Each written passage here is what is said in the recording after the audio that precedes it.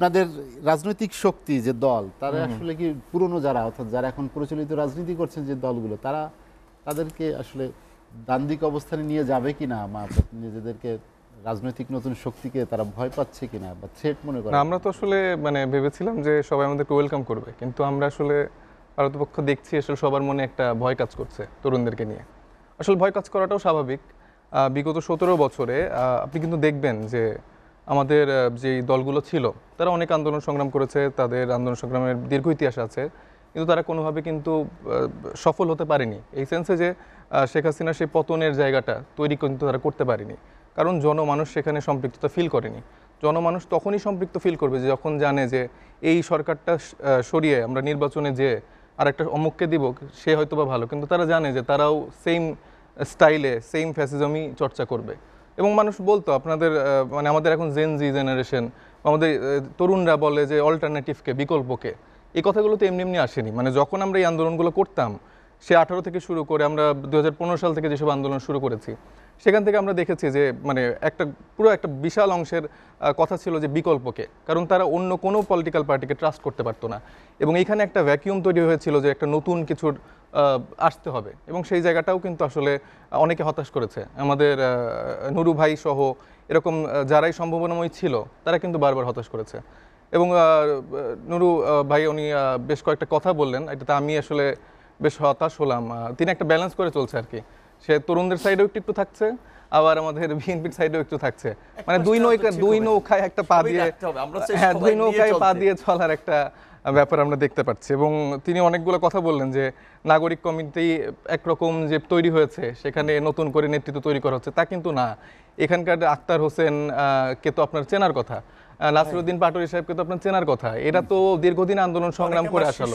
তাদেরকে আমি আপনার চেয়ে ভালো চিনি, আমার সাথে চলেছি। তারা আপনার মোটেও শিষ্য ছিল না। আপনারা যে আন্দোলনগুলো করেছেন সেই আন্দোলনগুলো আমরাও করেছি, তাহলে তো আমরা বলতে পারি আপনাকে আমরা নেতা বানিয়েছি। হ্যাঁ অবশ্যই, আমি তো সকল সমর্থন। এখানে আপনি এককেন্দ্রিক ওই নেতা হতে যেই আসলে আপনার ওই যে গোলটা ছিল সেটা আসলে হয়নি। আপনার সেই নেতাকর্মীরা কিন্তু আপনার সাথে নেই। দিন দিন আপনার দল ভাঙছে, দল থেকে লোক চলে যাচ্ছে। সেই একই জায়গাটা এই যে নামতেছেন, দেখেন কয়টা ভাঙে আর কয়টা টেকে সামনে, দেখেন এত পাওয়ারের থেকে করতেছেন। আপনার দলের সব লোক ভেঙে চলে আসে, আমাদের কাছে বলে যে জাতীয় নাগরিক কমিটি যুক্ত হতে চায়। নতুন দলে যুক্ত হতে চায়। সব নাগরিক কমিটি আপনার একক দলে যদি একক ওই জায়গাটা থাকতো, তাহলে আসলে মানুষ তো চলে আসতো না। এই কাজগুলো আপনারা বিএনপির সাথে লিয়াজো করে আপনার এলাকায় মনোনয়নের জায়গায় যেন কোনো সমস্যা না হয়, এরকম বার্তাও কিন্তু মানুষ পেয়েছে। মানুষ কি পেল? আমার একটা স্বতন্ত্র অবস্থান আছে না, আমরা তো বিএনপির গায়ে বন্দুক রেখে আমার নেতা হইনি। আমি আপনাকে এলাকায় যে কাজ করার সুযোগ করে দিচ্ছে, সেই জায়গাটা আপনি ব্যালেন্স করে চলছেন। আওয়ামী লীগের যে 14 দলের যে কথাটা বললেন, বিএনপির প্যানেল থেকে আপনাদের যে 14 দলের কথাটা বললেন, ওই রকম জায়গাটাই হয়তো আপনার তৈরি হচ্ছে। এটা একটা খুবই বাজে অ্যাপ্রোচ। এত মানুষের যে শহীদ, এত মানুষ শহীদ হলো, এত মানুষ আহত হলো, এই রক্তের সাথে অ্যাটলিস্ট আপনার থেকে আমরা এক্সপেক্ট করবো না যে আপনি এরকম করে বেইমানি করবেন। এবং আপনি আরো আমরা সাপোর্ট দেব না, আমরা তো কোনো আকাম কুকাম করছি না। আপনি ছাত্ররা বিজেপির সভাপতি সেক্রেটারিদের সাথে বসে তারা আওয়ামী লীগের ব্যবসায়ীদের শেল্টার দিতে যাবে, বিচারপতি বানাবে, সচিব বানাবে, এই সমস্ত কাজকর্মে আমরা সাপোর্ট দেব। কারা বলছে এটা আপনি প্রমাণ সহ দিবেন, এগুলোর বিপক্ষে ব্যবস্থা নেওয়া হবে। বিজেপির লোকদের সাথে কারা মিটিং করেছে অবশ্যই ব্যবস্থা নেওয়া হবে। আপনাদের বিরুদ্ধে অনেক অভিযোগ আসছে। আমার মনে এই ব্যাপারগুলো আসলে ব্যবস্থা নেন, সরকার আছেন, আপনারা ব্যবস্থা নেন। আমরা সরকারে নেই ভাই, আমরা জাতীয় নাগরিক কমিটি করছি। আমরা রাজনৈতিকভাবে সচেতন একটি জনগোষ্ঠী তৈরি করার লক্ষ্যে নেমেছিলাম, কিন্তু সেই জায়গায় যখন আমরা থানা পর্যায়ে গুছাচ্ছি, মানুষের আকাঙ্ক্ষা নতুন রাজনৈতিক দলের। আপনারা যারা পুরাতন ব্যবস্থায় রাজনীতি করছিলেন, তাদের উপরে মানুষের আসলে ভরসাটা উঠে গেছে। সেই জায়গা থেকে আমাদের বাধ্য হয়েই আসলে রাজনীতিতে আসতে হচ্ছে।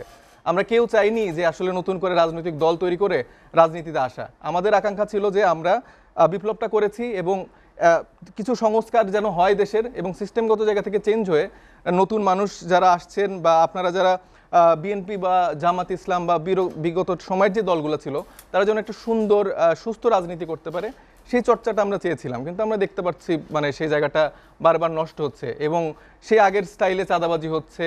আগের স্টাইলে আপনি বাজারগুলোতে ঘুরলেই দেখবেন, আমি আপনাকে, আমাদের দর্শকরা তো দেখছে, সে বাজারে ঘুরুক, কোথায় আসলে ছাত্ররা চাঁদাবাজি করছে বা নাগরিকরা চাঁদাবাজি করছে, নাকি বিএনপি বা গণ অধিকার করছে, এটা তো দৃশ্যমান।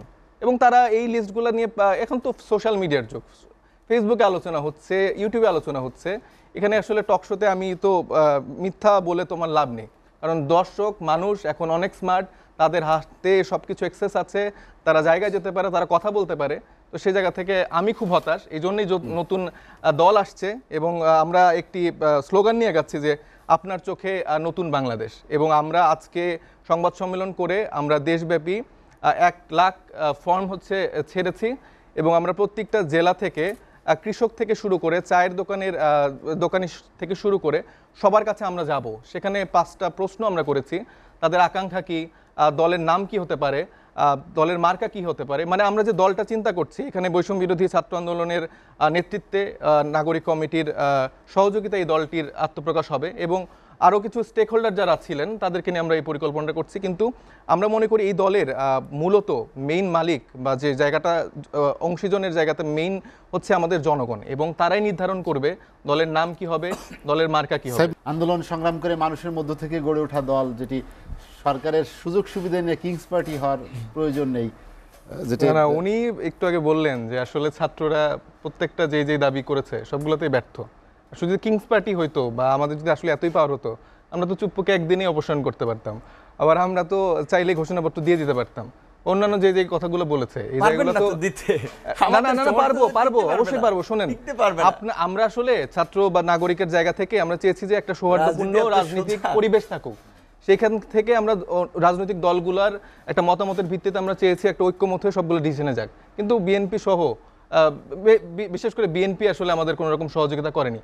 মুখে তাদের এক, ভিতরে আরেক। তো এই জায়গা থেকে ধরেন যে বিএনপি চুপ্পুর বিষয় থেকে শুরু করে মানে ঘোষণাপত্র সব বিষয়ে আমাদের সাথে দ্বিমত পোষণ করেছে।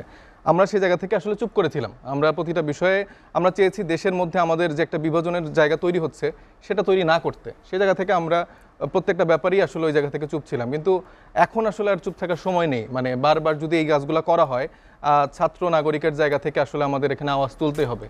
যে কোনো মানে বাংলাদেশের বিপক্ষে যায় এবং এই আন্দোলনের বিপক্ষে যায়, এই অভ্যুত্থানের আন্দোলনের স্টেটের জায়গা থেকে যদি এটাই বিপক্ষে যায় না কেন, আমরা সেটার বিরোধিতা করব। এবং আরও অনেকগুলো ইস্যু চলে এসছে, আসলে একটু লম্বা সময় কথা বলতে পারলে ভালো হতো। আমাদের বড় ভাই বললেন দফার রাজনীতির কথা। এই দফার রাজনীতি তো আমরা এর আগে অনেক দেখেছি। আপনাদের 31 দফার আগে আমরা আরও অনেক দফা দেখেছি।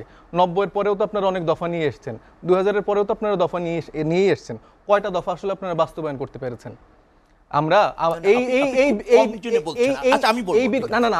আমারটা বলিনি। হ্যাঁ, এই প্রিভিয়াস টাইমে আপনাদের যে শাসনামলগুলো ছিল কতটা মানে জনবান্ধব ছিল বা আপনারা কি করতে পেরেছেন সেটা কিন্তু জনগণ দেখেছে, এবং তার প্রতিফলনের জন্য কিন্তু ফ্যাসিস্ট হাসিনার আবার ক্ষমতায় আসতে পেরেছে।